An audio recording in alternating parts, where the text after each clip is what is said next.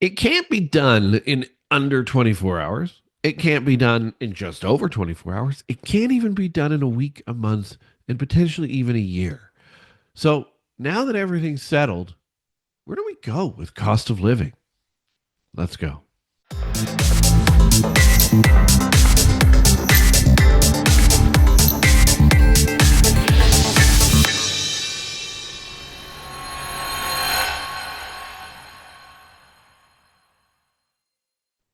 So here we sit Thursday morning.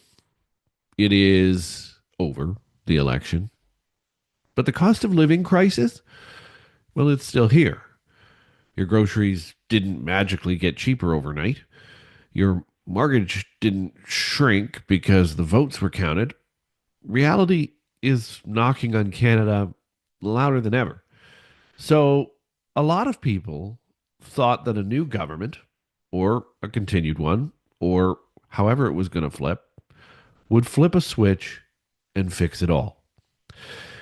But that's not how it works.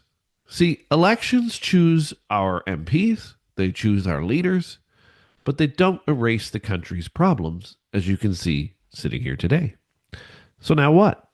What can we actually expect? What can you do to hold your MP accountable for their promises? What steps can you take as a citizen of this nation to make sure cost of living isn't just a campaign talking point now that the campaign's over, but a real national priority because they promised. So, what to expect now? Well, first, here's the thing. Let's be real, especially if this was your first election voting. It will take time. No new government, conservative, liberal, NDP, green, or purple, or unicorn party could fix inflation or housing in 24 hours. It's just not possible. It can't happen. It won't happen. So, here's what to expect. And again, this is a lot of things. These are a lot of things we can influence. Promises will face bureaucratic delays regardless. Everyone will blame the process. This is how it works, and consultations for why bills don't get passed quickly.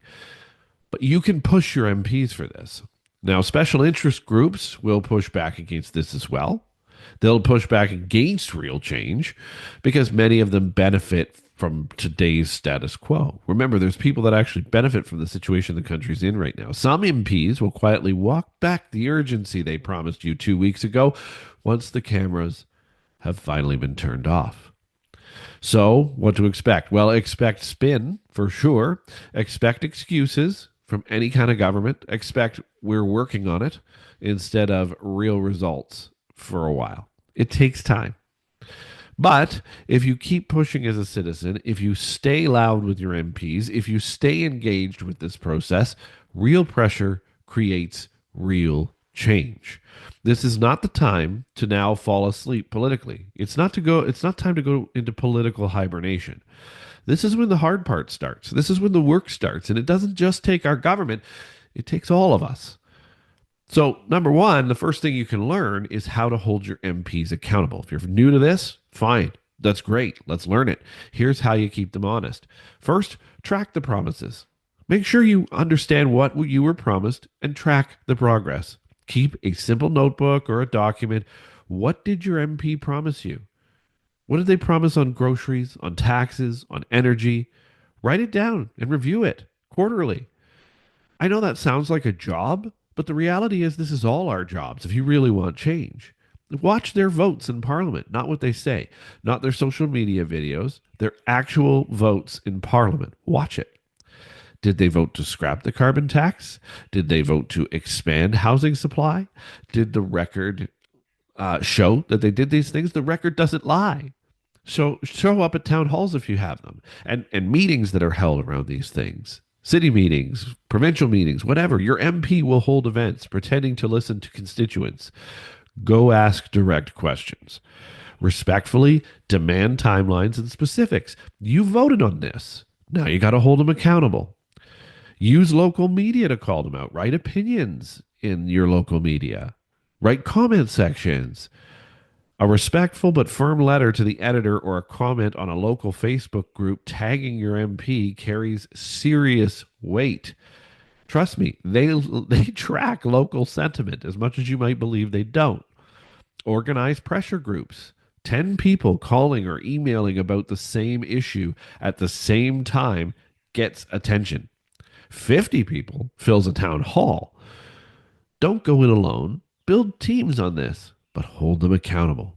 See, the key here is regardless of a new mandate or not, MPs fear losing elections. Remind them that if they abandon these promises, they'll lose your trust and next time, lose your vote. Now, here's the reality check on our cost of living, okay? Because I know everybody wants this to change right away. I want this to change right away. But the cost of living crisis wasn't caused by one party, okay?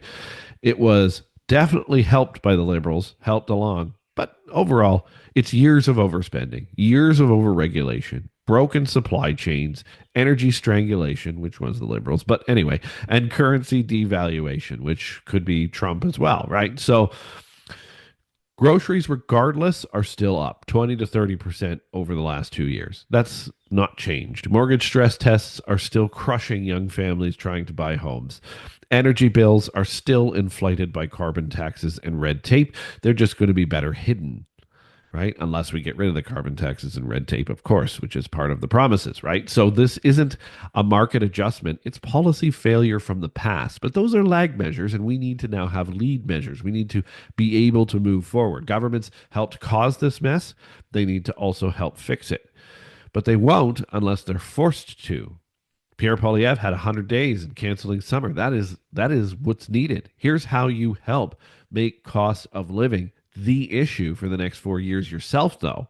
Demand tax relief constantly. Demand relief. Every time a politician talks about affordability, ask, will you cut the taxes? Whether that's a carbon tax, whether that's income taxes. Will you cut red tape? Will you get the government out of the way to get these things done? Fight for more supply, whether it's new homes, new farms, new energy projects. More supply equals lower prices. Support policies that remove bottlenecks. But you also need to be the ones to expose government waste. You can't rely on CBC, CTV, Global News. We know that. We learned that in the election. You need to expose the incompetence yourselves. When $54 million goes missing on an ArriveCan app, that's your tax money. Demand audits, demand accountability when these things happen because they will still happen. Share your real world struggles with your politicians. Politicians ignore statistics, but they can't ignore human stories. Tell your truth. Post it. Send it to MPs. Make it impossible for them to pretend everything is fine in this country. Reward courage. If an MP fights against something, taxes, proposes real estate reforms, amplify that MP. Call them out in a good way. Good politicians need backup too. This is not just about calling out the bad ones. Call out the ones that did something great and make sure the world knows it. The election changed the faces on the posters, but it didn't magically fix your grocery bill, your heating bill, or your gas tax, or gas tank, I should say. But you still have a lot of power. Voting was not just your only power. You have more power than you think. And now it's time to hold your leaders accountable, to stay loud, to stay organized, to build networks of people that help you do this. Cost of living doesn't improve because politicians get nicer. It improves because voters get tougher. We have to be tougher as a nation. We learned this in the last 28, 34 days. This is your country. This is your future. No one will fight for it harder than you will. No one. So stay strong, stay relentless, and never, never let them think that you've gone quiet. The real work, as I said yesterday, and I'll say again now, starts now. See you tomorrow.